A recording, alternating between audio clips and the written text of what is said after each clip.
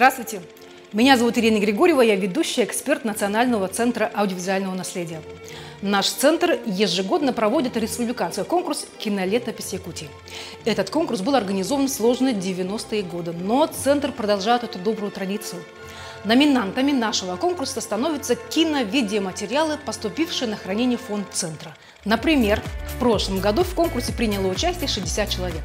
Это люди разных профессий и поколений, но их связывает одно – любовь к истории Якутии. Условия конкурса довольно просты.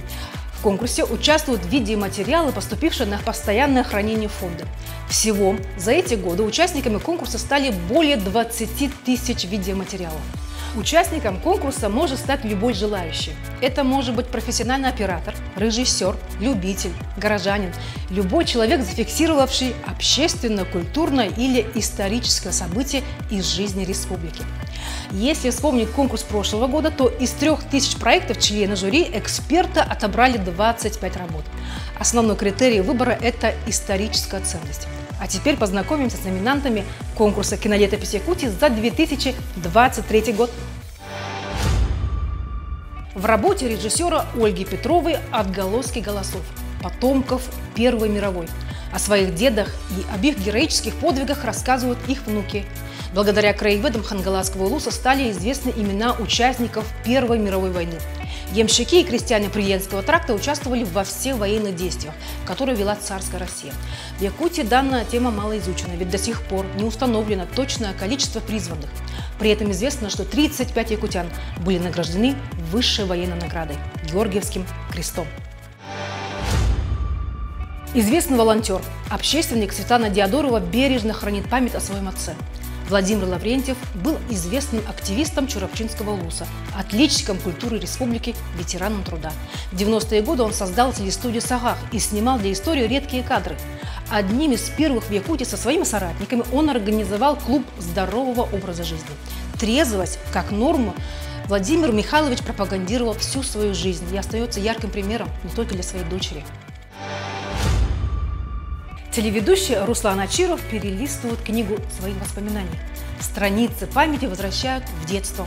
Если слышал звук пишущей машинки, значит дедушка Степан Дадоскинов известный поэт, прозаик, драматург дома, и он за работой. Журналистика – еще одно дело жизни известного деда. Степан Дадоскинов со своей кинокамерой объездил всю Арктику. Сейчас личный архив Степана Дадоскинова оцифрован и передан в фонд центра. А номинация «Сердце отдаю детям» была вручена педагогу Акулину Гуляевой за видеоспектакля «Олонхо». На протяжении многих лет педагог знакомит детей с эпосом, пропагандирует якутскую культуру. «Олонхо» – это культурный код. По мнению номинанта, должен передаваться из поколения в поколение. Известный государственный и политический деятель Якутии Климент Иванов уверен, уроки прошлого – опора для будущего. Ветеран госслужбы был отмечен специальной номинацией. Выступление Климента Иванова на 3-й сессии Верховного Совета в Москве и его воспоминания – это ценный архив. Ведь именно при его непосредственном участии была принята Конституция Якутии. И, наконец, обладателем Гран-при. Победителем 18-го республиканского конкурса «Кинолетопись Якутии» стал Василий Кустуктуров за архивный фонд, который уже назван «Золотой коллекцией». В объективе кинооператора знаменательные события 60-70-х годов.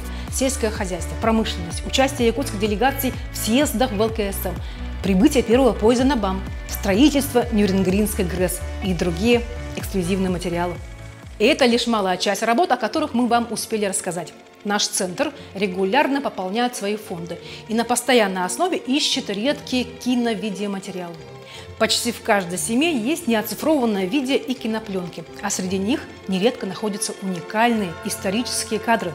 Такие материалы мы с удовольствием и с радостью принимаем в наш фонд и придаем статус аудиовизуального документа. Я призываю вас скорее оцифровать их в нашем центре и открыть доступ к истории вашей семьи, ведь историю Якутии создают ее жители.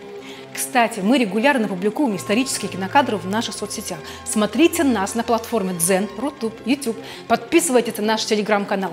Вы везде нас найдете по названию «Кинохроника Якутии». Или просканируйте этот QR-код, который видите на экране. Изучайте историю вместе с нами. Это интересно.